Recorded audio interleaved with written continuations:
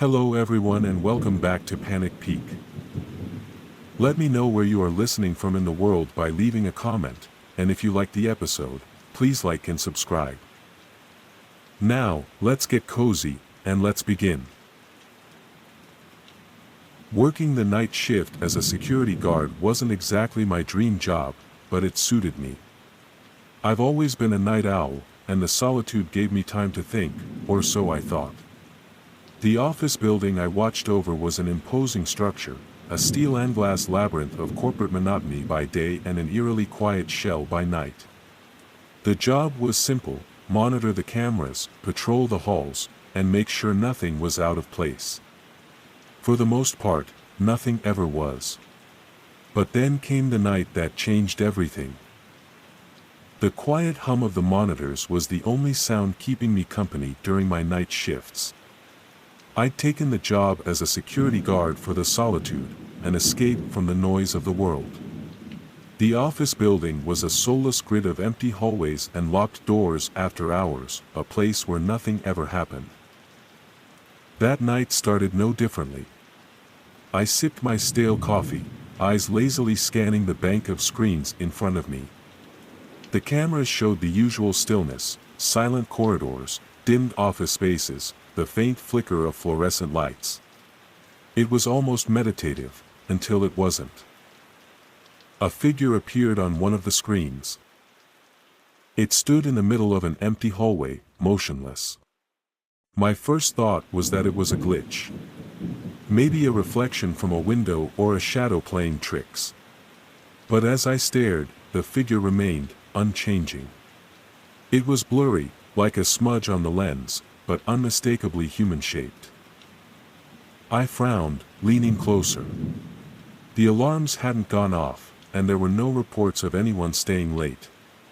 Picking up my flashlight, I decided to investigate.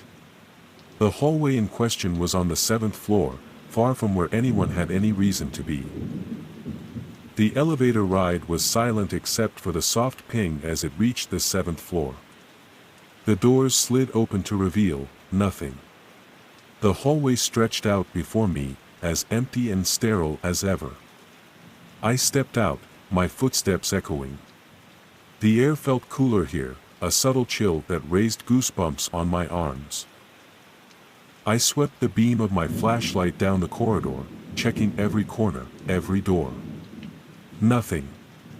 Just an empty hallway. Yet the uneasy feeling lingered, a weight pressing on my chest. I radioed back to the desk, reassuring myself as much as anyone who might be listening. Nothing here. Probably just a glitch. Back at my desk, I stared at the monitor again. The figure was gone. I let out a breath I hadn't realized I was holding. Just a glitch, I muttered. But then it came back. This time, the figure was closer to the camera. Just a step or two, but enough to make my pulse quicken.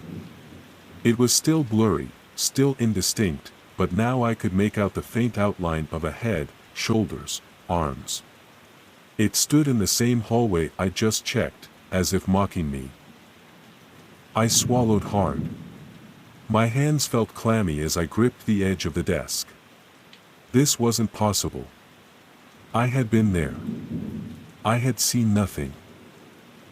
Forcing myself to move, I returned to the 7th floor. This time, the unease was sharper, heavier. The air felt charged, like the moments before a storm. Again, I found nothing. No figure.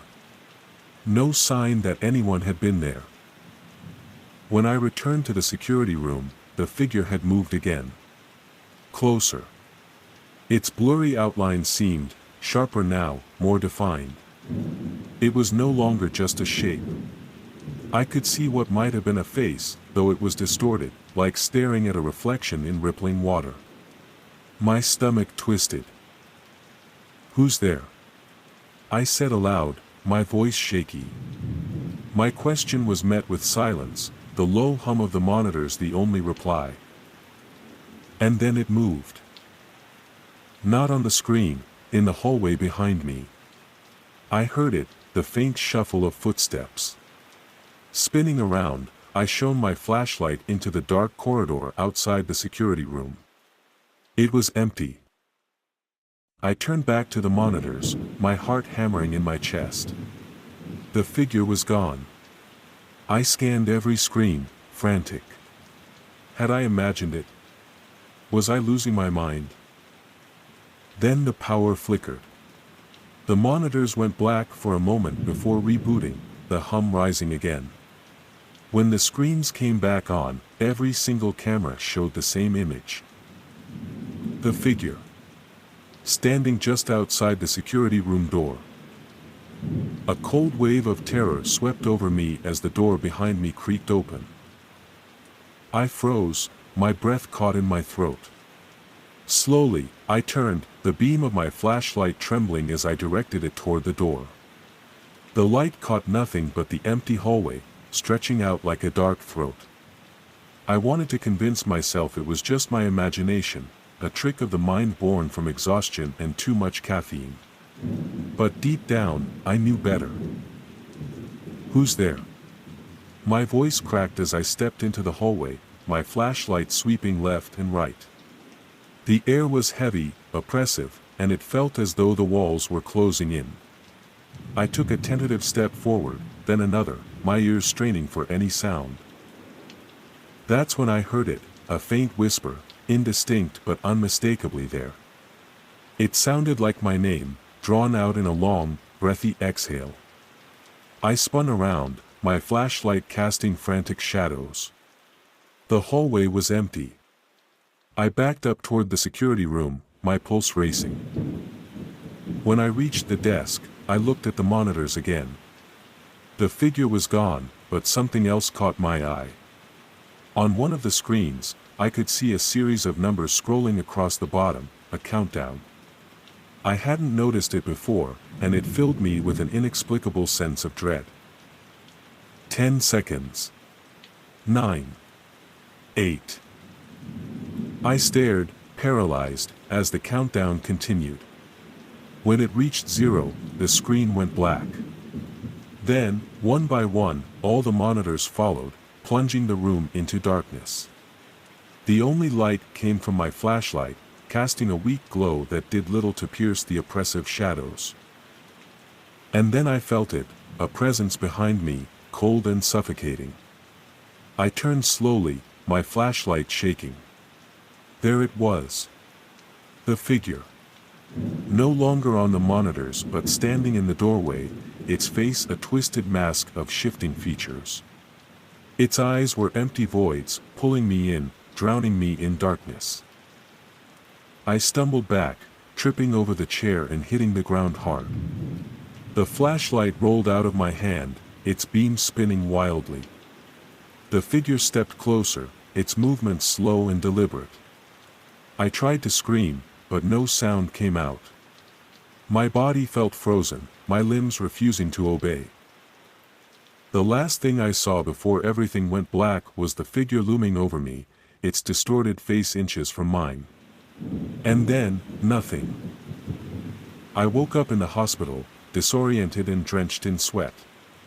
The doctor told me I'd been found unconscious in the security room during a routine morning check. "You must have had a bad fall," he said, his tone clipped and professional. I nodded, too stunned to argue. But I knew the truth. I saw the figure. Felt its presence. It wasn't a fall that knocked me out, it was something else, something beyond comprehension. I quit that job the day I was discharged. The office manager called, apologizing for the incident and offering me a chance to return. I declined. No amount of money could make me step foot in that building again. Even now, months later, I can't shake the feeling that I'm being watched. Every shadow feels alive, every quiet moment pregnant with the possibility of something lurking just out of sight. I avoid screens when I can, monitors, televisions, even my phone. Because sometimes, out of the corner of my eye, I catch a blurry figure standing still, waiting. Watching.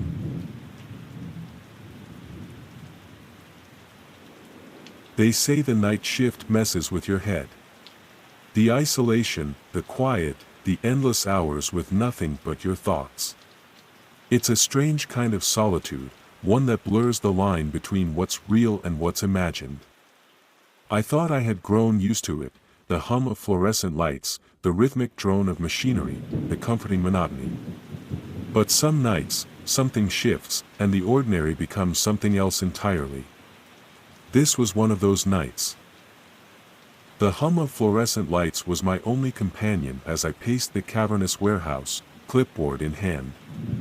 It was 3 a.m., the dead of night, and the world outside felt as still as a forgotten grave.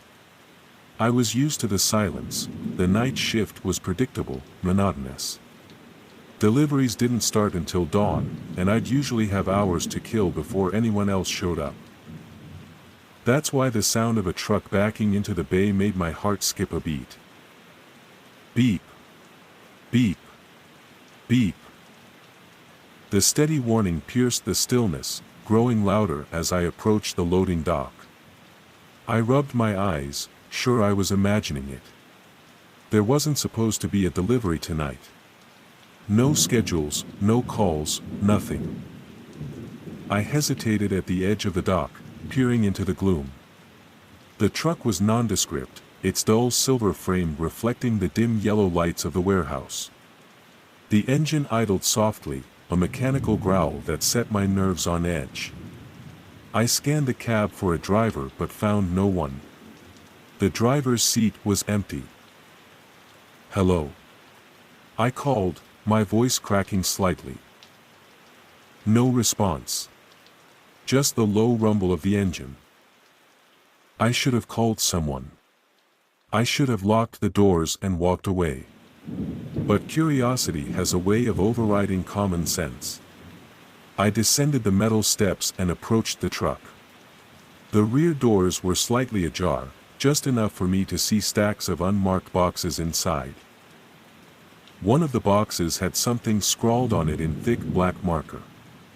My name. I froze. The letters were bold and unmistakable, written with the kind of precision that suggested deliberation. My skin prickled as I stepped closer, my shoes crunching against the gravel-strewn floor. A piece of paper was taped to the box, fluttering slightly in the cold breeze. "Open me." The words felt more like a command than a suggestion. My hands trembled as I tore the note away, staring at the box as though it might explode. The air around me felt heavier, suffocating. I tried to tell myself it was a prank, some elaborate joke, but the sinking pit in my stomach told me otherwise. I reached for the box cutter clipped to my belt and sliced through the tape. The flaps popped open with a dull thud, revealing what looked like old photographs stacked neatly inside. I picked up the top one and nearly dropped it. It was a picture of me. Not just any picture. It was from last week, taken from outside my apartment window. I could see myself sitting at my desk, unaware of the lens that had captured the moment. My breath quickened as I rifled through the stack. There were more, photos of me at the grocery store, walking to my car, sitting here in the warehouse. I stumbled back, the box slipping from my hands. The photos scattered across the floor like fallen leaves, each one a snapshot of my life through the eyes of an unseen observer. Behind me, the truck's engine stopped abruptly. The sudden silence was deafening. I turned, expecting. I don't know what. But there was no one. Just the empty cab and the open loading dock. Then came the footsteps. They were slow, deliberate, echoing through the warehouse like a drumbeat. I spun around, scanning the shadows, but I couldn't see anyone. The footsteps grew louder, closer, until they seemed to come from all directions at once. "Who's there?" I shouted, my voice shaking. No answer. Just the sound of someone, or something, moving steadily toward me. I grabbed a metal pipe lying nearby, clutching it like a lifeline. My pulse thundered in my ears as I backed away, my eyes darting from one dark corner to another. The warehouse suddenly felt too big, too empty. Every shadow seemed to shift, every flicker of light a threat. Then I saw it. A figure emerged from the far end of the warehouse, its outline barely visible in the dim light. It was tall and unnaturally thin, its movements jerky, as though it didn't quite know how to control its limbs. It stopped just outside the circle of light, its head cocked to one side like it was studying me. "What do you want?" I yelled, my voice cracking. The figure didn't answer. Instead, it raised an arm and pointed at me. My chest tightened as I realized it was holding something. A photograph. Even from a distance, I recognized the image. It was me, standing right here, holding the pipe, staring back at the thing in the darkness. The last thing I remember before the lights went out was the sound of the truck doors slamming shut and the scrape of something heavy being dragged across the floor. When I woke up, the warehouse was empty. No truck, no boxes, no photos. Just a single note taped to the floor where I had fallen. "See you tomorrow." I didn't sleep the next day. My mind raced, replaying every moment of the previous night. Who, or what, had been in the warehouse? Why was I being watched? By the time my shift started again, I was more exhausted than ever, but I couldn't shake the feeling that I was being pulled into something beyond my understanding. The night began as quietly as usual, though every sound seemed amplified, every shadow more menacing. I told myself I wouldn't go near the loading dock, but as the hours dragged on, my curiosity got the better of me. I checked the doors, bolted them tight, and walked the perimeter of the warehouse. Everything was normal, until it wasn't. At precisely 3 a.m., the lights flickered. Just once, like a warning. Then I heard it again. Beep. Beep. Beep. I froze, my heart hammering in my chest. The sound was unmistakable, a truck reversing into the bay. I ran to the dock, and there it was, the same nondescript silver truck, idling as if it had never left. This time, I didn't call out. I stayed hidden, watching from the shadows as the rear doors slowly creaked open. My breath caught as I saw what was inside. It wasn't just boxes this time. There were mannequins, no, figures, wrapped in plastic. Their faces were featureless, but their proportions were disturbingly human. And at the center of it all was another box with my name scrawled across it. I backed away, but the moment I moved, the truck's engine roared to life.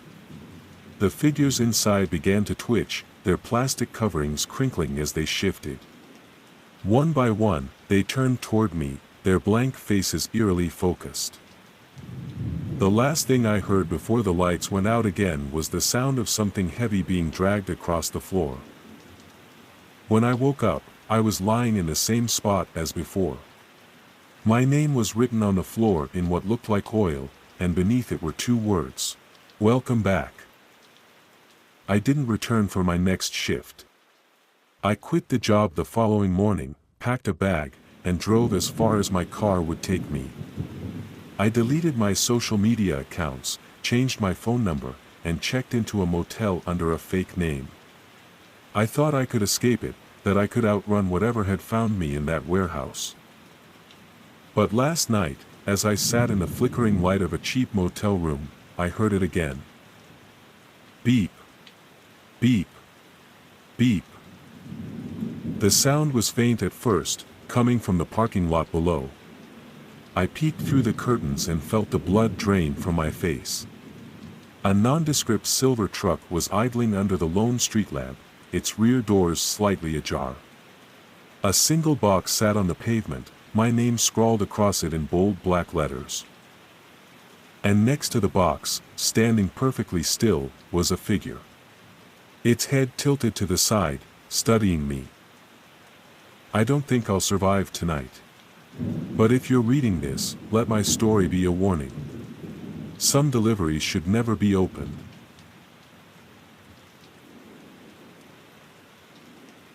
It's the kind of job you take when you need the quiet. The graveyard shift at a small-town diner, where the hours blur together and the world outside is nothing but darkened streets and empty parking lots. You get used to the solitude, the gentle hum of the neon sign, and the occasional lonely customer who walks in to escape the silence of their own lives. But that night felt different. I couldn't shake the sense that something was about to happen, something I wouldn't be able to explain. Maybe it was the way the air in the diner felt heavier, or how the silence seemed to press in on me like a living thing. I didn't know then, but I was about to meet a customer who would change everything. The diner at 2:30 a.m. had its own kind of silence, a quiet hum of buzzing fluorescent lights, the occasional clink of a coffee mug, and the low murmur of the radio playing oldies. It was the graveyard shift, and I was used to the stillness, but something about that night felt off. The front door chimed, startling me from my thoughts. A man stepped in. He was tall, maybe mid-40s, with deep-set eyes that seemed to absorb the dim light around him. His clothes clung to him like a second skin, dripping wet as though he'd walked straight out of the ocean. I glanced out the window. The streets were dry. Not a hint of rain. "Coffee, please," he said, his voice low and steady, carrying a hint of something unplaceable, an accent, maybe. He smiled, but it didn't reach his eyes. Politeness felt like an afterthought. "Coming right up," I replied, grabbing a mug. I couldn't help but notice the faint smell of salt water wafting from him. It clung to the air like an invisible fog. I turned to the coffee pot, pouring the steaming liquid into the cup. When I turned back, the man was gone. Just gone. The stool where he'd been sitting swiveled slightly, as if he'd just risen. A large puddle of water shimmered on the counter, spreading slowly across its surface. My eyes darted to the floor. A damp $10 bill lay there, wrinkled and stained with water. "Hello." My voice echoed in the diner, hollow and unnerving. No response. I walked around the counter and peered toward the restroom. Empty. The air was colder now, enough to make me shiver. I moved back to the counter, my mind racing. Had I imagined the man? No, I hadn't. He'd been there, right there. I glanced at the clock. It was only a few minutes since he'd arrived, yet the whole diner felt like it had changed. The warm, familiar scent of grease and coffee had been replaced by something unfamiliar. I stood frozen for a moment, my eyes drawn to the puddle of water. It was spreading faster than it should, dripping onto the floor in heavy droplets. I grabbed a towel, but when I touched the water, it stung, sharp and icy, as if I'd plunged my hand into freezing seawater. My fingers went numb. I pulled back with a gasp, stumbling slightly. The puddle seemed alive, rippling unnaturally against the fluorescent light. The water was now a dark, oily color, almost black, like something that shouldn't be on this earth. The diner's door chimed again, making me jump. I spun around. The room was empty. Just the door, swinging slightly as if someone had passed through. A deep unease settled in my chest, the weight of something unseen pressing against me. I picked up the damp $10 bill. The texture was wrong, too smooth, almost slimy, like seaweed. Something was written on it in faint, smeared ink. "He will return." My stomach churned, the words seemed to pulse in my hand. The radio cut out, replaced by static. The lights flickered. Then I heard it, a low, guttural sound, like the distant roar of waves crashing against rocks. It came from the kitchen. I froze. Every instinct told me not to go back there, but my legs moved on their own. I didn't even realize I was walking until I was already halfway toward the kitchen door, my heart hammering in my chest. It was like a magnetic pull, something compelling me forward, a force stronger than my fear. The kitchen door swung open, revealing nothing but darkness. The sound of crashing waves grew louder, the air turning colder with every step I took toward the blackness. I could hear it, almost feel it now, the rushing of water, as if the entire ocean was about to pour into the diner. I peered into the dark, straining my eyes. Then I saw it, a pair of wet footprints appeared on the tiled floor, one after another, leading straight toward me. The moisture left in the footprints glistened like fresh rainwater. My breath caught in my throat. I backed away, my heart pounding, but my foot slipped on the wet floor. I fell hard, the breath knocked out of me. The sound of the crashing waves roared louder, and I couldn't tell if it was inside my head or if the walls themselves were starting to shudder. I looked back at the counter. The puddle was growing, spilling over the edge, crawling toward me like a living thing. It spread across the floor, lapping at my feet. I scrambled to get up, my hands slipping on the slick tiles. The water rose, higher and higher, until it reached my ankles, then my knees. I couldn't breathe. I was drowning, trapped in a flood that shouldn't even be there. The lights flickered again, then went out. In the pitch black, the sound of crashing waves was deafening. Cold, wet hands grabbed my ankle, pulling me toward the puddle. I screamed, kicking desperately, but the grip was unrelenting. I could feel the ice-cold touch, the skin of someone, or something, still damp from the ocean. I couldn't escape. The water was everywhere now, flooding the diner, filling my lungs with its freezing, briny taste. I gasped, choking, as the coldness consumed me. My body went limp, my mind slipping into unconsciousness. The last thought that flickered through my mind was the man's deep-set eyes and the way they had seemed to absorb the light, swallowing it whole. When the morning shift arrived, they found the diner pristine. The floor was dry. No water. No sign of me. The tables were set, the booths empty, the counter untouched. Only one thing was out of place, a single, damp $10 bill on the counter.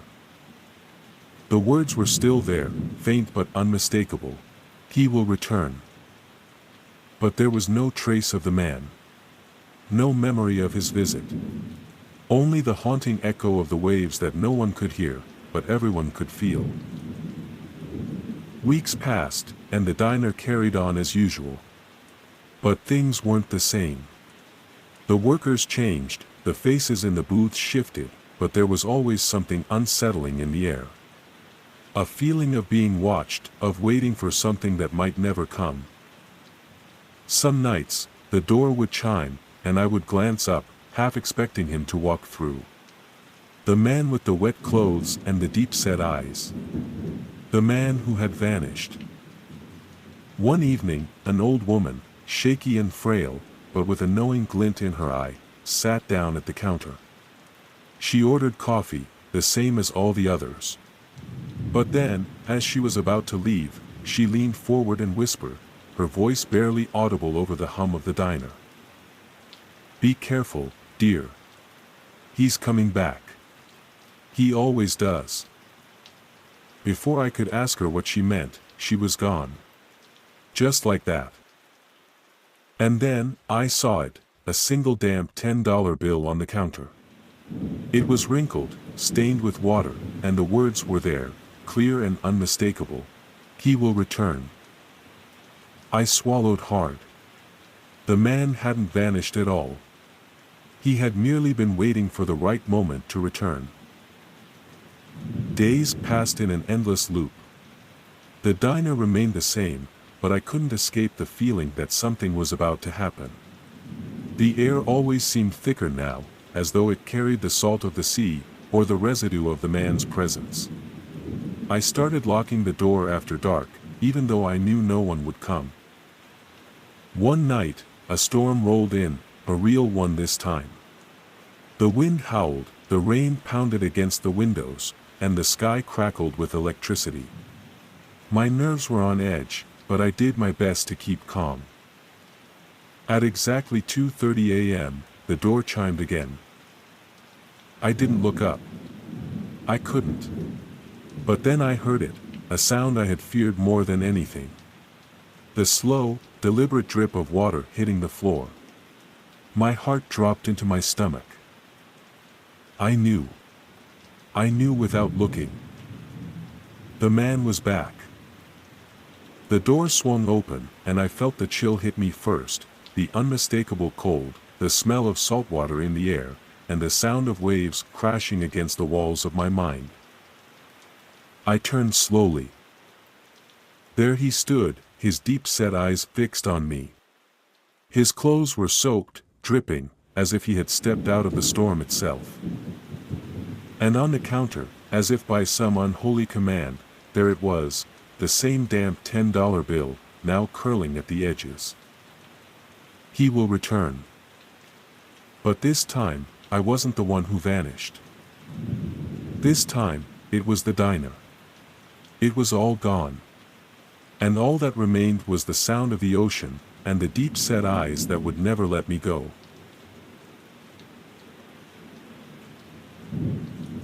I've been a janitor at this high-rise building for over a decade. To most people, it's just a job, a thankless, unnoticed task. But for me, it became something I knew intimately. Every floor, every hallway, every crack in the walls. I'd swept them all, mopped them all, dusted the corners no one else noticed.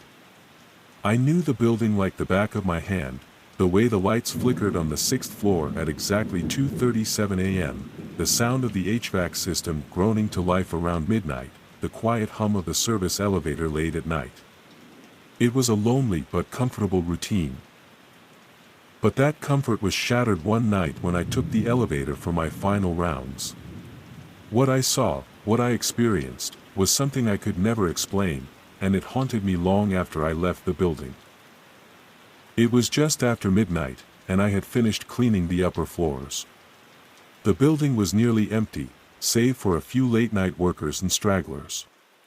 The last task of the night was to clean the basement, mop the floors, wipe down the walls, and check for any maintenance issues. I stepped into the service elevator, a clunky, old thing that had been in the building as long as I had. The only reason I used it was because it was quicker and no one else took it at night. The doors slid shut behind me, and I pressed the button for the basement. The elevator groaned to life, its usual metallic clanking filling the silence. As I leaned against the back wall, I began to zone out, my thoughts drifting between the long hours of work and the familiar sights of the building. But then, something felt off. The elevator gave a sudden jolt. It wasn't the usual start-stop motion, this one was sharp, abrupt. I felt a strange lurch in my stomach, as if the elevator had dropped several floors before jerking to a stop. I blinked and glanced at the control panel. I expected to see the usual basement floor flashing, but instead, something completely unexpected flashed in its place, floor 13. My blood ran cold. There was no 13th floor in this building. I'd worked here long enough to know that for sure. It wasn't listed in the directory, and it was a well-known fact among the staff that the building skipped over the number entirely. But here it was, in front of me, floor 13. I didn't know what to do.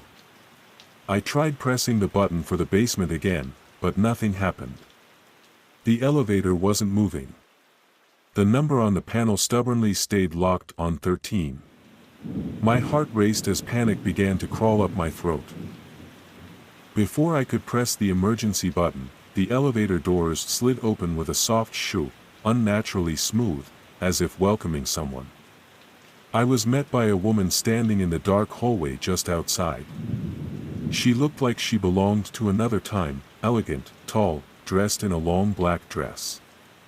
Her skin was pale, almost ghostly in the dim light of the elevator. She had long, dark hair, and a strange, wide smile spread across her face. I felt a chill run down my spine. "Are you going up?" she asked in a voice that seemed too clear, too calm. I hesitated. "What do you mean? I thought this was the basement." She smiled more broadly, and without waiting for me to respond, she stepped forward, as if she were expecting me to follow.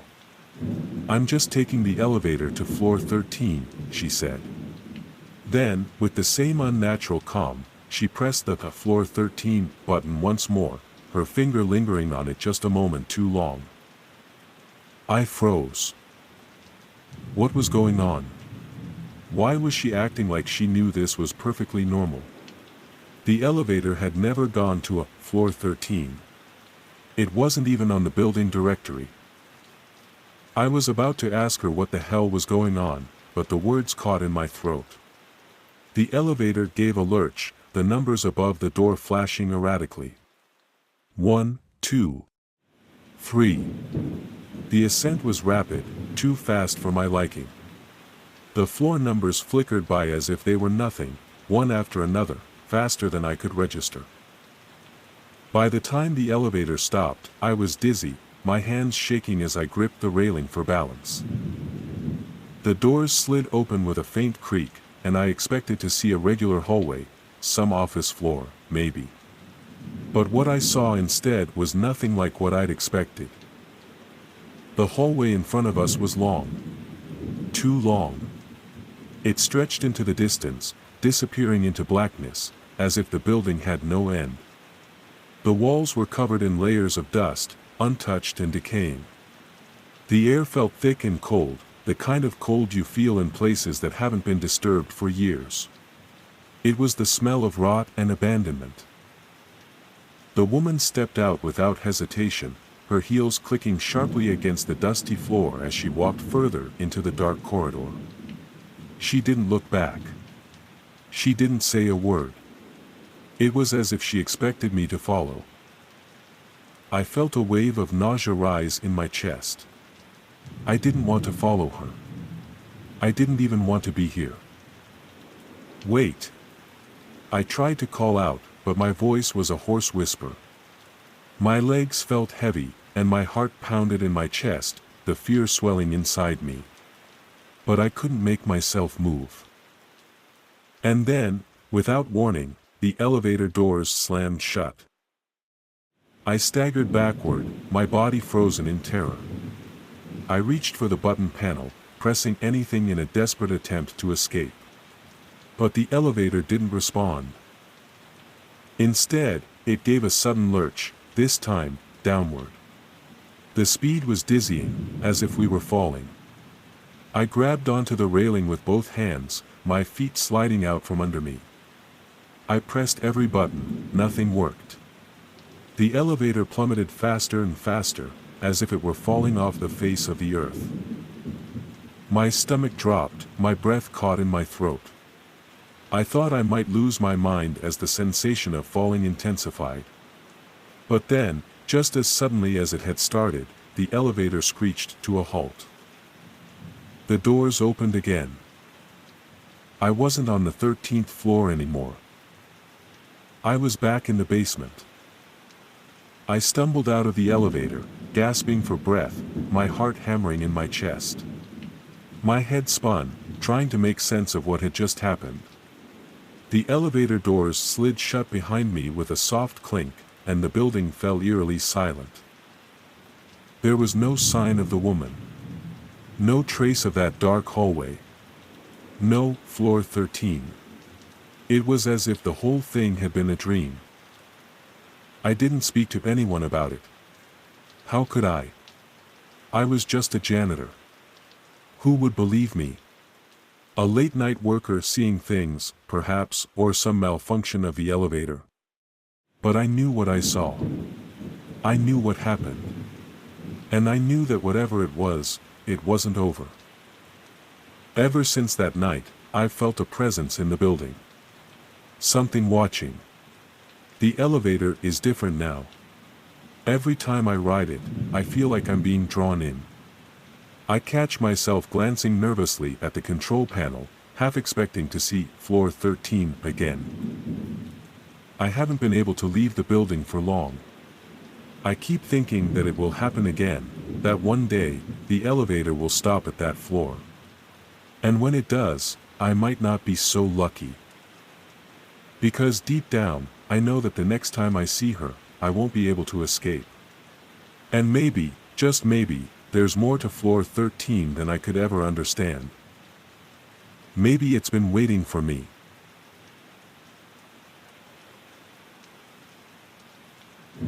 I've always hated working the graveyard shift at the call center. The hours were long, the customers were rude, and the silence was suffocating. But the real kicker.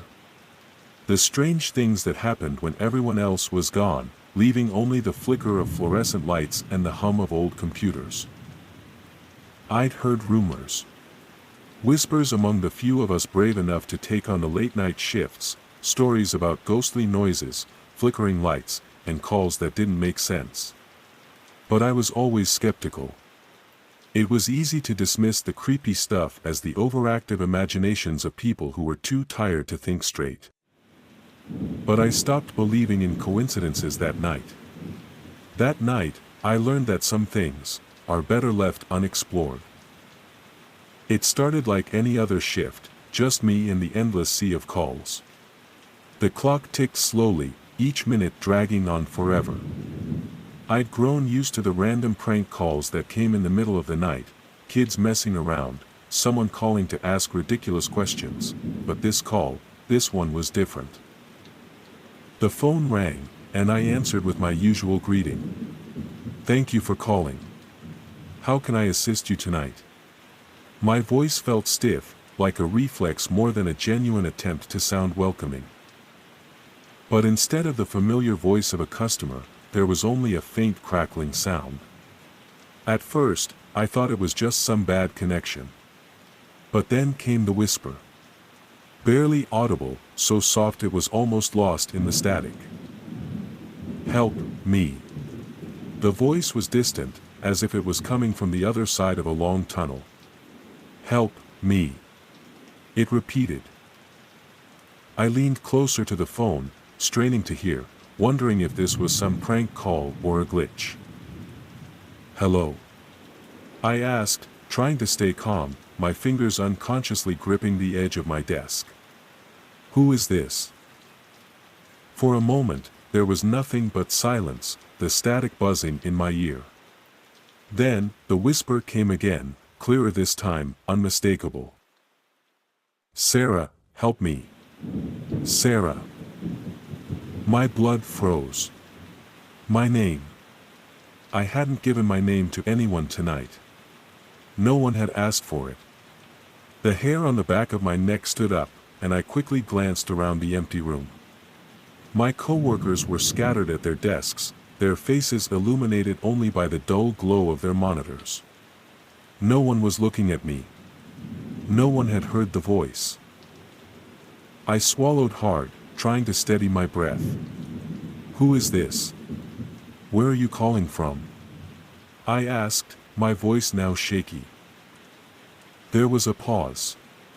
Then, almost as if the voice was moving closer to the receiver, it whispered again. "Help me. Sarah, please." I felt a cold sweat form at the back of my neck. My heartbeat quickened, and I glanced at the call log, hoping for something, anything, that would explain this. I was half expecting a random phone number or an unlisted caller. But when I saw the screen, my stomach dropped. The call came from internal. I blinked at the screen, rubbing my eyes in disbelief. How could this be possible? The number was listed as internal, with no area code, no digits, just a blank space where a phone number should have been. My fingers trembled as I checked again, but it was the same. I spun around in my chair, my eyes darting to the door, the windows, the empty aisles of desks.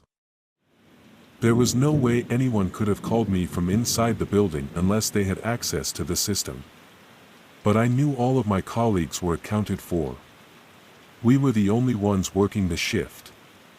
I glanced at the time, just past midnight, and the emptiness of the office suddenly felt even more oppressive. "Who is this?" I repeated, my voice now a whisper. "What do you want from me?"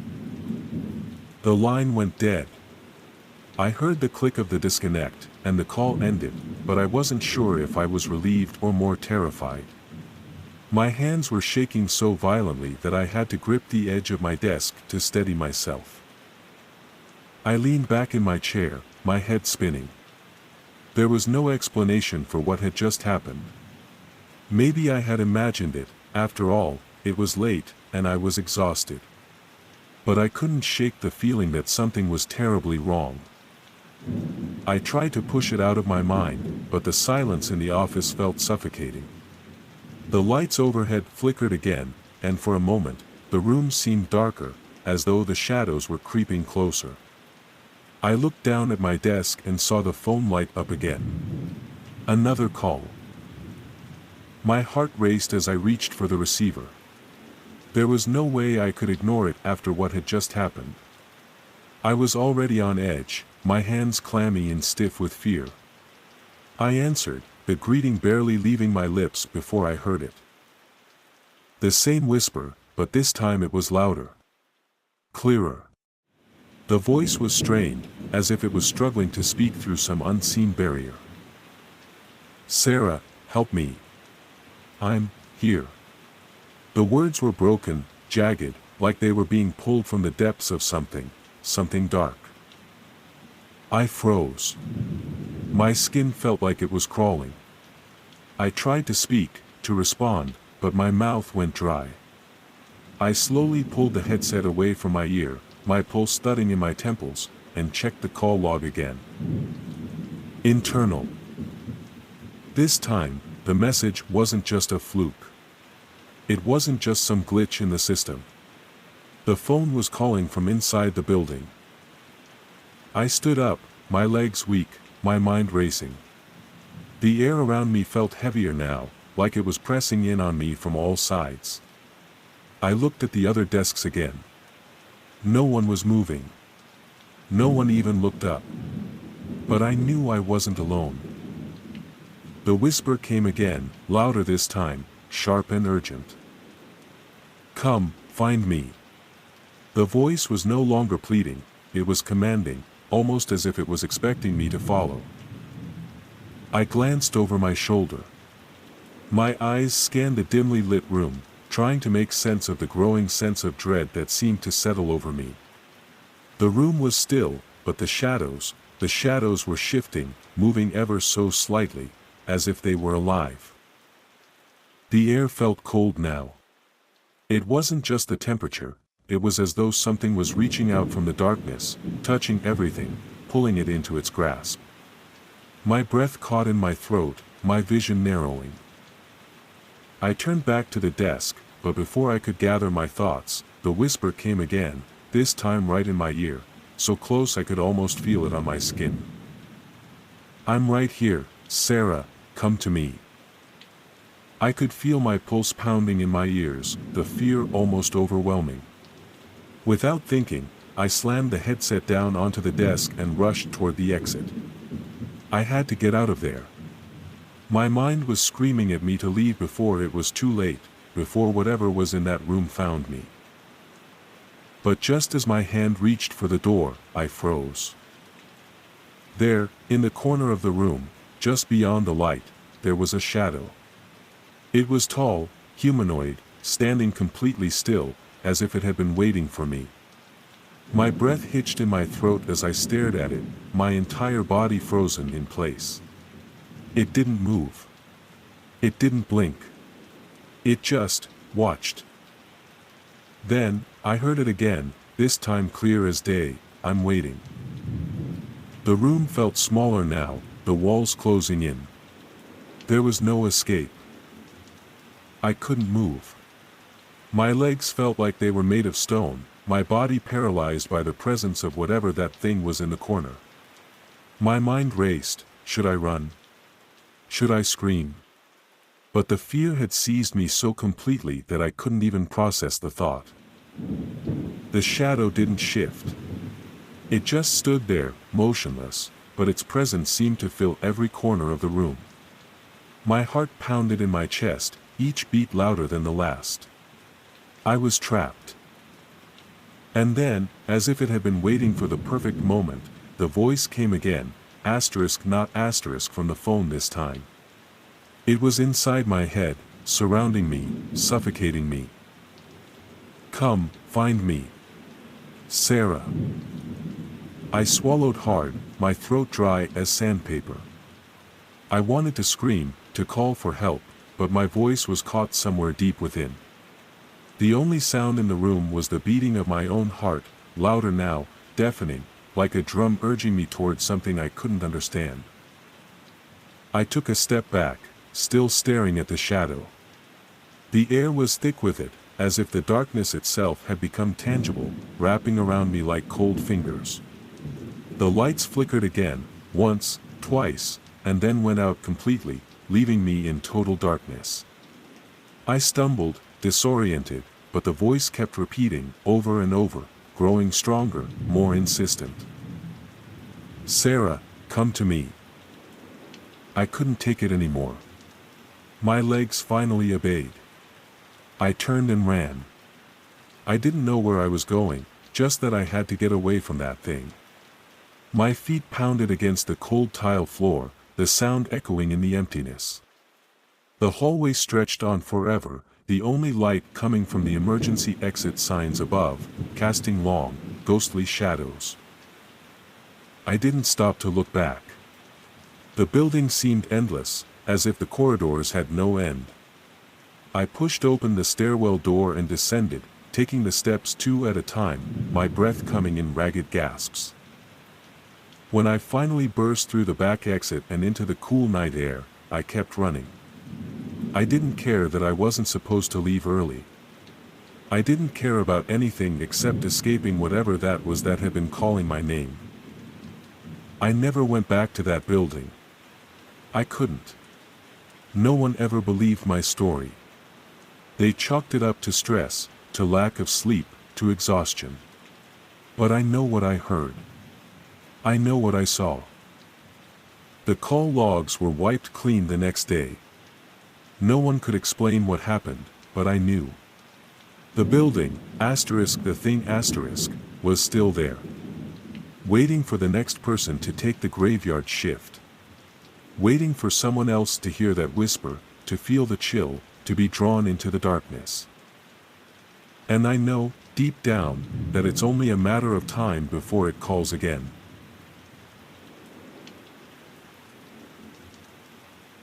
It was supposed to be just another late shift. A few more hours on the road, picking up the usual drunks and partygoers from bars, driving them home or to their next stop. It wasn't glamorous, but it paid the bills. Most of the time, I didn't mind. The world outside the window seemed so distant, and my cab was a sanctuary of sorts, a place where I could disappear from everything. But that night was different.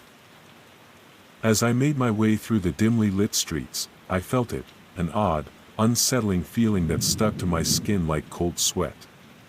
The city was unusually quiet, almost as if it was holding its breath. I tried to shake it off, focusing on the road ahead. But when I picked up my last fare of the night, I realized that some things can't be explained away by exhaustion or imagination. Some things shouldn't be. I pulled up to my usual stop, a crowded bar on the corner of 5th and Broadway.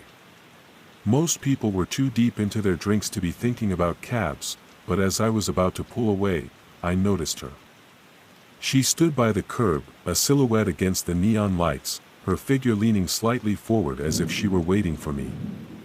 Her hair was wild, a tangled mess that caught the light in a way that made her look almost otherworldly. Her coat, dark and heavy, fluttered slightly in the cool breeze, but she didn't move as I approached. Without a word, she raised her arm and pointed to the back seat of my cab. It was odd, but not that strange. Some people didn't want to sit in the front, especially after a long night out. Maybe she was shy. Maybe she just didn't feel like talking. I didn't think much of it. I unlocked the door, and she climbed into the back seat, the movement smooth and calculated, almost too quiet. I didn't catch her face at first, her hair fell in a way that hid most of it. But I caught a glimpse of her eyes in the rearview mirror as I drove off, and the chill that ran through me wasn't just from the cold air. There was something about her gaze, distant and vacant, that made my stomach tighten. "Where to?" I asked, trying to break the silence. She didn't answer. At least, not immediately. Her head tilted slightly as if she were pondering the question, but still, no words came from her. She just stared straight ahead, her eyes unblinking, her face unreadable. I tried to shake off the growing discomfort. Maybe she was just exhausted, or maybe she didn't feel like talking. I focused on the road, the steady hum of the engine and the rhythmic sound of the tires on the pavement filling the air. The city's neon lights flickered in and out of view as I passed through empty streets, the usual late-night buzz of the city muffled in a strange kind of silence. Every now and then, I'd glance at her through the rearview mirror, but she remained still, like a mannequin come to life. I told myself it was just the late hour messing with my mind, but the unease kept gnawing at me.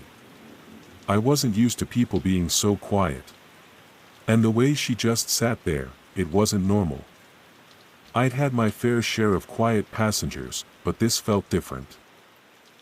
I couldn't resist looking again. I glanced into the rearview mirror, expecting to see her slumped against the seat or staring blankly out the window, but the back seat was empty. I froze. I blinked, rubbed my eyes, and looked again, my heart pounding in my chest. There was no way. She had just been there, just a second ago. But now, nothing. My mind raced. Maybe I was just tired. Maybe I had imagined it. I could have sworn I'd seen her, but the mirror showed nothing but the empty seat, the seatbelt light flashing on, as if someone was sitting there. I glanced over my shoulder, just to make sure, and that's when I saw it. Her eyes, those same vacant eyes, staring at me from the back seat. She hadn't moved, hadn't made a sound. It was as though she'd never left. But this time, her gaze was colder, more hollow. My breath hitched in my throat. "Where to?" I asked again, but this time, my voice cracked slightly, betraying my anxiety. Still, no answer. I tried to keep my focus on the road, but the silence was deafening. The sound of the meter ticking, the soft hum of the car, everything felt amplified in the eerie quiet. My palms were sweating, and my knuckles gripped the steering wheel tighter. Then the meter clicked. I glanced at it, confused. The numbers were running. But she had just entered the cab, and I hadn't driven far. I checked the street signs, trying to calculate how far we'd gone, but the numbers kept rising. The more I looked at them, the more I realized how fast they were ticking up, faster than they should have. And then the seatbelt light blinked. I had seen her, or thought I had seen her, put on her seatbelt when she got in. But the light was on. It was as though she had never put it on at all, as if the seat was occupied by someone who wasn't really there. Panic started to seep in. I could feel the hairs on the back of my neck stand on end. Something wasn't right. I tried to shake it off. I focused on the road ahead, my eyes scanning the dimly lit streets for any signs of life. But the feeling of being watched, of something lurking just behind me, was growing. My chest tightened with dread. I checked the mirror again, and that's when I heard it. A whisper. So faint at first that I almost didn't catch it. But then, the words came clearer, as if spoken directly into my ear. "Keep driving." My blood turned to ice. I gripped the wheel tighter, trying to steady my hands, my breath coming faster. I couldn't look back. I couldn't. I didn't want to know what was behind me, what was sitting there, watching me. I stole another glance at the rearview mirror, but this time, she wasn't there. The seat was empty again, the light flashing, the meter ticking. But I could feel it. The presence. The pressure. Something was there. Someone was there. The whisper came again. Keep driving. I didn't need to be told twice. I slammed my foot on the gas, the cab lurching forward as I sped down the road. My eyes never left the road ahead, my hands white-knuckled on the wheel. The meter ticked faster and faster, and I could feel the coldness in the air surrounding me, creeping into the cab like a storm. But I couldn't stop. I couldn't let myself stop, not for anything. The streets blurred past in a haze, the familiar buildings and signs fading into the distance. But in the back of my mind, I couldn't escape the feeling. The feeling of eyes on me. The cold weight pressing down on me, like a shadow in the back seat that would never let me go. I didn't stop. I wouldn't stop. But no matter how fast I drove, I knew one thing for sure, she was still there. Watching. Waiting. And I wasn't sure how much longer I could outrun her. I drove on, the night stretching out before me like an endless road. The city, now miles behind, felt like a distant memory. The headlights cut through the dark, illuminating nothing but empty streets and the occasional forgotten sign. But the eerie stillness in the cab, the coldness pressing in from all sides, refused to let go. I didn't dare look in the rearview mirror again. I couldn't. I had to keep moving. The minutes dragged on, each one heavier than the last. My mind raced, each thought tangled in a web of confusion and fear. Where was she going? Why had she gotten in? And why hadn't I asked for her destination earlier? Every now and then, I could hear the soft click of the meter, ticking higher and higher, as though mocking my fear. I couldn't shake the feeling that it wasn't about the fare anymore, that something far darker was happening. I reached the outskirts of the city. A stretch of highway, dimly lit, with nothing but dark fields on either side. My eyes darted around, searching for any sign of life, but there was only the road, the dark, and the hum of the engine. The whisper came again. Keep driving. I gritted my teeth, my foot pressing harder on the gas, my hands trembling on the wheel. I wanted to stop. I wanted to scream. But every instinct in my body screamed at me to keep going, to never stop, no matter what. The road seemed to stretch on forever, an unending ribbon of darkness. And still, she was there, her presence filling the space behind me. But I couldn't look. I wouldn't look. I knew if I did, I would lose whatever fragile grip I had left on reality. Just when I thought I couldn't take it any longer, a faint light appeared on the horizon. A streetlight, flickering weakly, barely visible in the distance. Relief surged through me. Maybe this was it. Maybe this was the end of this nightmare. But as I got closer, something made my heart skip. The light wasn't a streetlight. It was a sign, an old, weathered sign, the letters barely legible in the dim glow. It read, "End of the line." My foot slammed on the brake, the tires screeching as the cab skidded to a stop. I looked up, there was nowhere to go. The road ended here, abruptly, at a vast stretch of nothingness. No exits. No lights. Just darkness beyond. A cold gust of wind blew through the cab, carrying with it a strange scent, like decay, like something old and forgotten. The meter clicked one last time, and then, suddenly, everything went silent. I turned slowly, my heart pounding in my chest. The back seat was empty. Just like before. I exhaled, a shaky breath of disbelief, and sat there for a moment, unable to process what had just happened. But then the door opened. I didn't hear it at first, just the faintest sound, like a breath or a shift in the air. I glanced over, and the door was ajar. A figure stood in the doorway. She was back. But this time, there was no mistaking it. Her face was pale, lifeless, and her eyes, they were wide, unblinking, hollow. She smiled, but it wasn't a smile that belonged to a person. It was a twisted mockery, a grin that didn't belong to any living thing. "You're not going anywhere," she whispered, her voice cold and distant, as if it came from the very depths of the earth. I froze. My body wouldn't move, wouldn't obey. My throat closed, suffocating me. And then, she stepped closer. The last thing I remember is her hand reaching out, her fingers cold as ice, brushing against my skin. And in that moment, I understood, this wasn't just a ride. I was never meant to make it to my destination. The meter ticked once more, and the darkness swallowed me whole. I had worked as a nurse for years, and there wasn't much that could shake me anymore.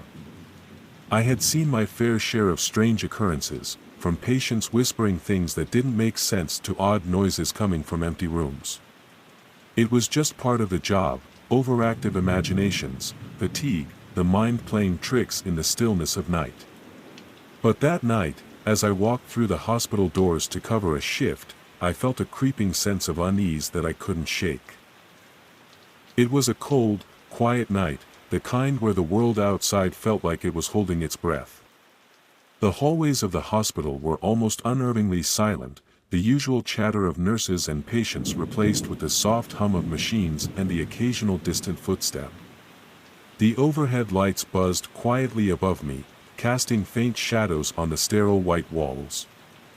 I felt the weight of the emptiness around me, a strange, gnawing sense of isolation that clung to the hospital like a thick fog.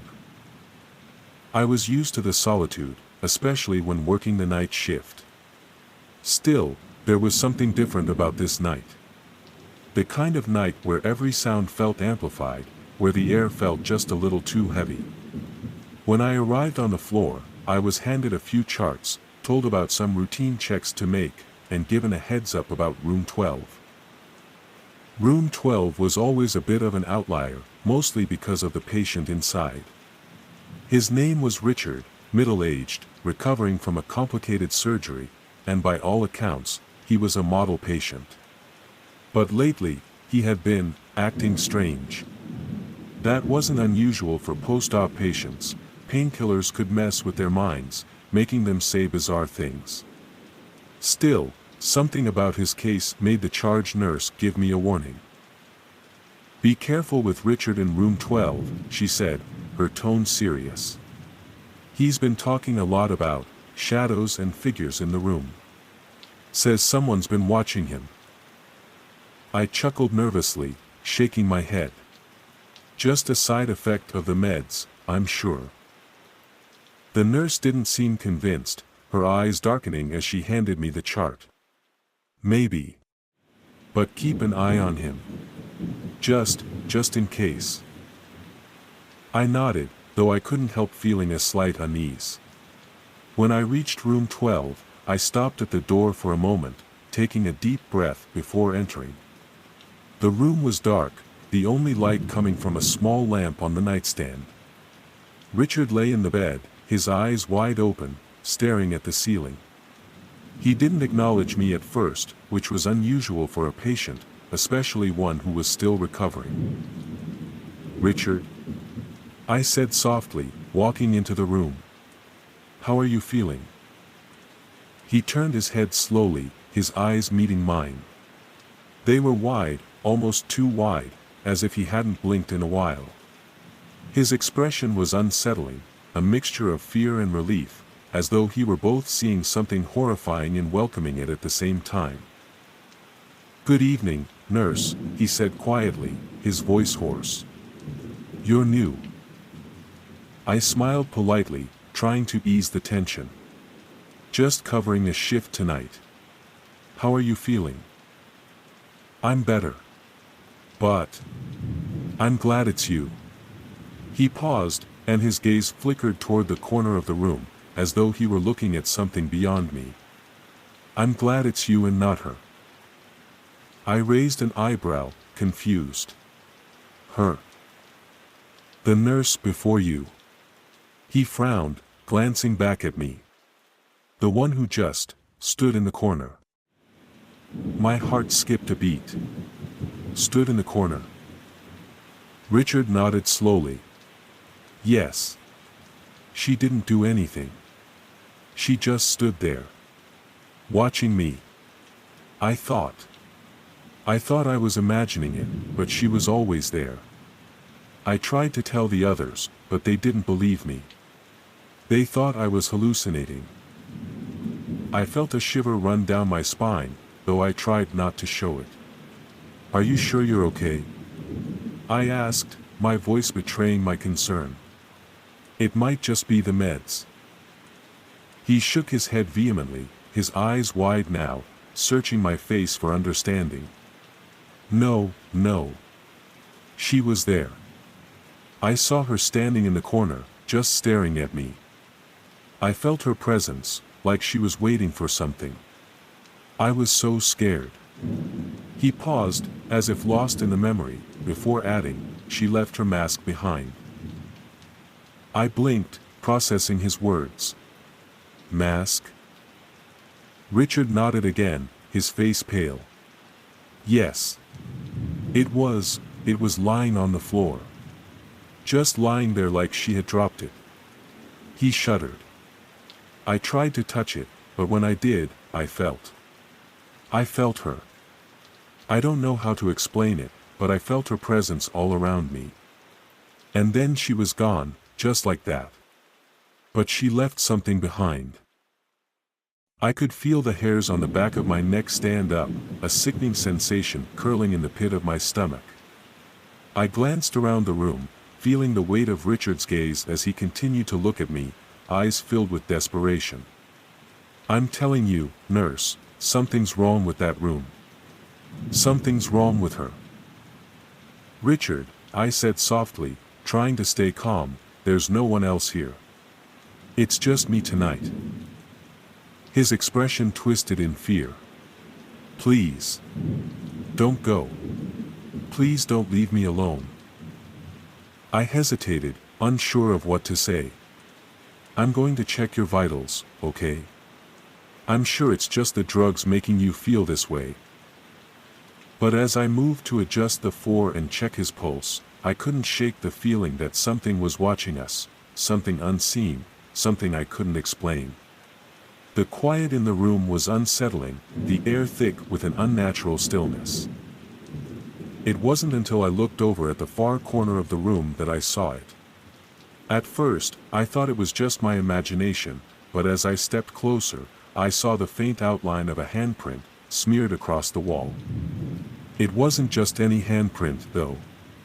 It was, too high up, like someone had reached up and pressed their hand there deliberately.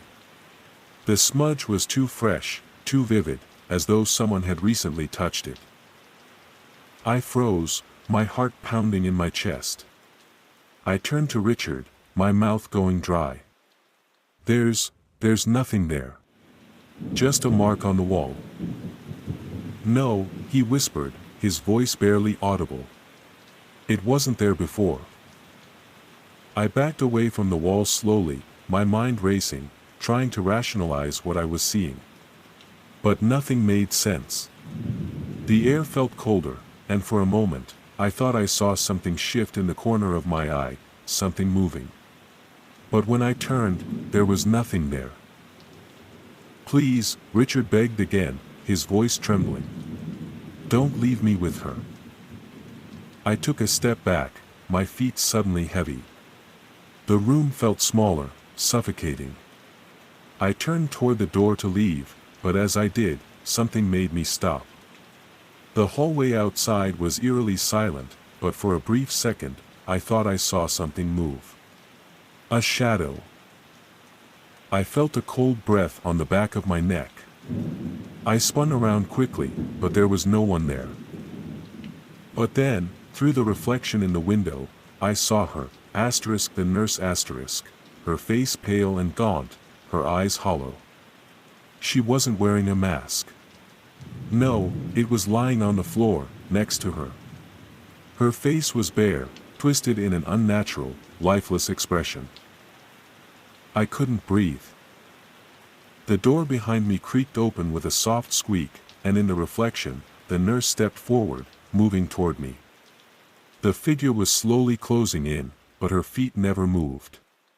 She was gliding, floating toward me.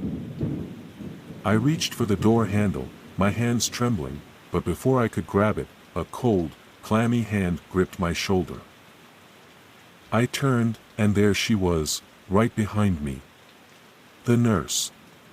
But her face wasn't what it had been. It was contorted, stretched in a grotesque smile. The mask lay crumpled on the floor, forgotten. "Please." Richard's voice echoed behind me. "Don't leave me alone with her."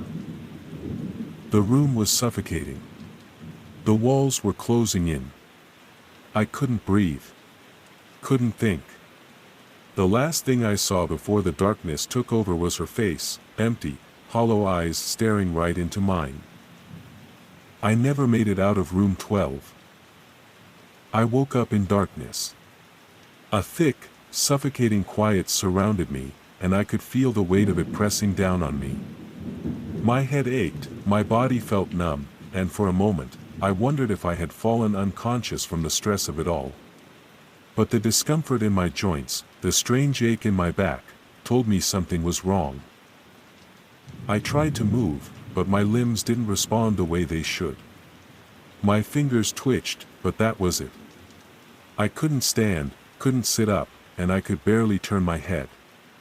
The overwhelming sense of dread settled over me again. My mind raced with the questions, trying to piece together what had happened. The last thing I remembered was that cold breath on the back of my neck, that thing behind me, the nurse with the twisted face, her hollow eyes, and then everything went black. But now, as I tried to comprehend the situation, I realized I wasn't alone. The room was dark, darker than the hospital rooms were supposed to be, even at night. The air felt damp, almost suffocating. There was no beeping of machines, no faint whir of medical equipment. It was a room of silence. And then I heard it. A soft sound. A whisper, faint, like a breath. I could hear someone moving, though I couldn't see them. "Please, don't leave me alone with her, **. It was Richard's voice, but it didn't sound like it had before. There was no desperation in it now, no terror. It was flat, almost empty. The words felt hollow as they echoed in my ears, bouncing off the walls that were suddenly too close. I tried to scream, but my voice was gone. I opened my mouth, desperate to shout for help, but no sound escaped. Panic surged in my chest. I had to get out. I had to leave this room, this place. But then I felt it, the present star. The same chilling, oppressive weight from before, but now it was heavier. It felt like it was pressing in on me, surrounding me. I wasn't just trapped in a room anymore. I was trapped in something much worse, something beyond the hospital, beyond the walls of room 12. Something was reaching for me. I turned my head again, and this time, I saw her. The nurse. But she wasn't standing in the corner anymore. She was kneeling by the edge of my bed, her face pale and contorted, her hollow eyes boring into mine. Her lips didn't move, but I heard her voice, cold and distorted in my mind. "You are the replacement," she whispered, though her lips never parted. I waited. I watched. I found you. I tried to back away, but my body wouldn't move. I was frozen in place, trapped in my own skin, watching helplessly as the nurse's form shifted, her body distorting, elongating. Her arms stretched out, reaching toward me, as the air around me grew colder. And then, just like that, I knew. I wasn't going to make it out. I wasn't going to leave room 12. The walls closed in further, and the last thing I heard, echoing through my mind, was Richard's voice again, now devoid of fear, replaced by a strange sense of calm. Don't worry, you're not the first. You won't be the last. And then there was nothing. No sound. No light. Just a suffocating, endless darkness. I've worked the night shift at this supermarket for months now, and I'm used to the quiet, the stillness that hangs in the air after the store closes. The buzzing of the fluorescent lights and the sound of my footsteps are the only things that fill the empty aisles. It's a peaceful job, if a bit lonely. Most nights, I restock the shelves and head home, but tonight, something feels different. There's an unsettling tension in the air, as if the store itself is holding its breath, waiting for something. It all started when I went to the stockroom to grab more boxes. It was supposed to be just another uneventful night. But as soon as I stepped through that door, everything changed. What I found there was something I'll never be able to explain, a nightmare that still haunts me every time I close my eyes. Something, or someone, was waiting for me. I pushed open the heavy door to the stockroom, the cool air greeting me immediately. I walked past the stacks of products waiting to be shelved, the faint hum of the freezer units in the back corner almost lulling me into a daze. I grabbed a few boxes of canned goods, grumbling to myself about the long night ahead.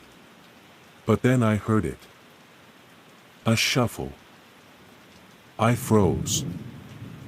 At first, I thought it was just one of my co-workers, messing around, maybe hiding behind the shelves to scare me. It wouldn't have been the first time.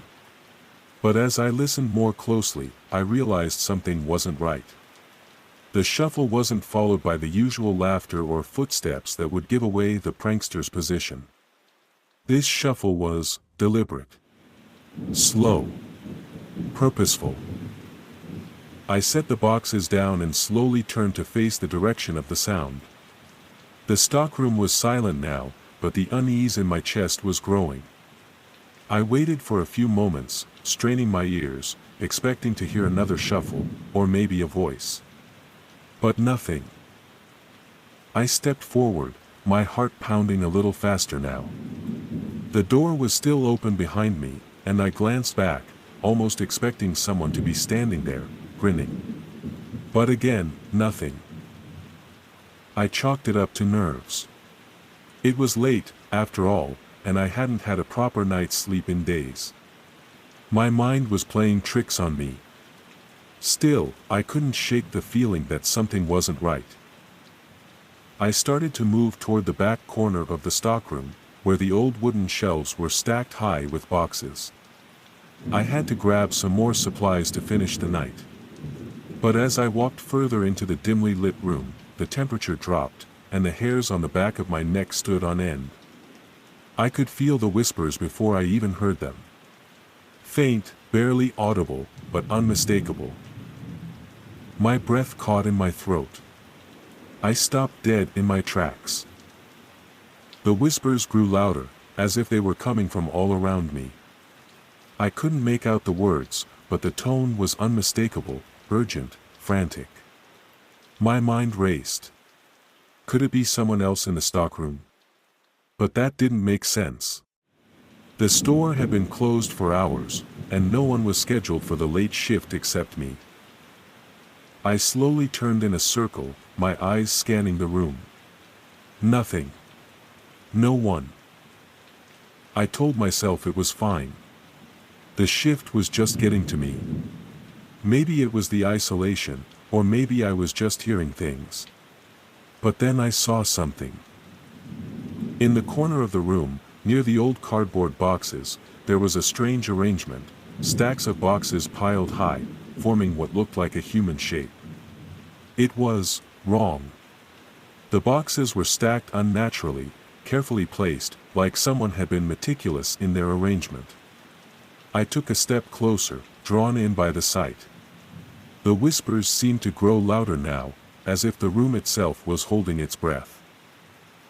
I shook my head, trying to clear the fog in my mind. This had to be a joke. Maybe someone had set it up earlier in the night and forgotten about it. But there was something in the way the boxes were stacked, something deliberate, something intentional. Then, I saw it. A piece of paper, sticking out from under one of the boxes. I don't know why, but I felt an overwhelming compulsion to reach for it. My fingers trembled as I pulled the paper free. It was small, folded neatly, and as I unfolded it, I felt a sudden chill seep into my bones. The handwriting was shaky, barely legible. "See you soon." My heart skipped a beat. My pulse thundered in my ears. The room felt colder now, the air thick with something that made it hard to breathe. I couldn't look away from the note. It felt like a warning, like a message meant just for me. And then, just as I was about to turn and leave, I heard it again, footsteps. But these weren't the faint, distant sounds from before. These were close. So close I could feel the vibration in the air. I spun around, my breath caught in my throat. Nothing.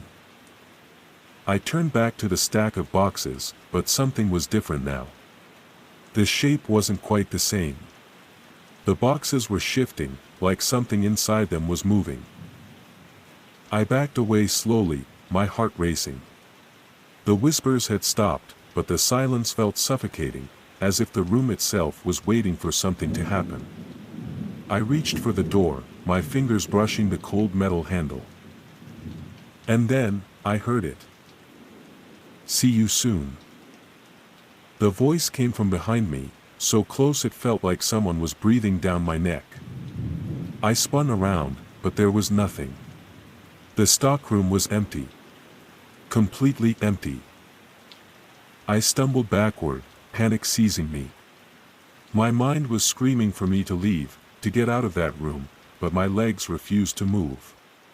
The walls seemed to close in, the air growing colder with each passing second.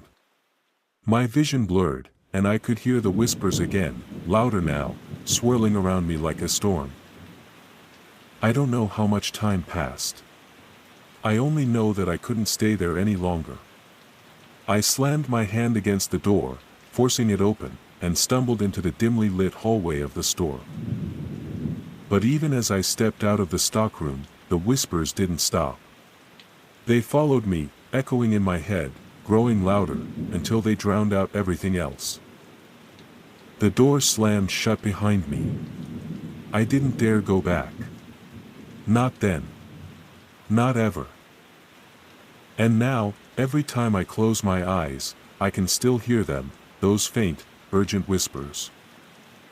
"See you soon." I never returned to the stockroom after that night. I don't think I could have even if I tried. The days that followed were a blur of exhaustion and paranoia, but the whispers didn't stop. Every time I walked through the store, I could hear them in the corners of my mind, soft and indistinct at first, but then growing louder with each passing day. No one else heard them, and I tried to convince myself it was just stress, just my mind unraveling from the hours of solitude. But then, one night, I walked in and saw it again. It was the same shape, those boxes, stacked in the corner of the stockroom, arranged like a human figure. But this time, the note wasn't tucked inside the boxes. It was lying on top, as if waiting for me. I approached it cautiously, heart pounding in my chest. The same shaky handwriting was scrawled across the paper. "I told you I'd see you soon." I dropped the note, my hands trembling. My knees gave way, and I sank to the floor. I didn't know who, or what, it was, but I knew one thing, whatever had been in that stockroom with me that night wasn't done. It had marked me somehow. It had claimed me. The whispers grew louder, and this time, I couldn't tell where they were coming from. My mind screamed for me to leave, to run as far as I could. But I couldn't move. It was as if the room was closing in on me, the air thick with something darker than mere silence. I glanced back toward the door, only to find that the exit was no longer visible. The stockroom seemed to stretch on forever, a labyrinth of shadows and shifting shapes. The shelves were no longer neatly arranged, but disorganized, toppled over as if something, or someone, had been here far longer than I could imagine. The whispers turned to voices, and then to a chant. Asterisk, see you soon. See you soon, asterisk. I could feel it now, something was watching me, something from the depths of the store. I couldn't escape it. It had been waiting for me all this time, biding its time until I was foolish enough to return. And now, I know I'll never leave.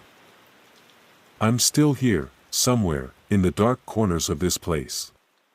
The whispers follow me, and the figure still waits in the stockroom, just beyond the door. But it's no longer a room I can escape from. It's the room that waits for me. See you soon.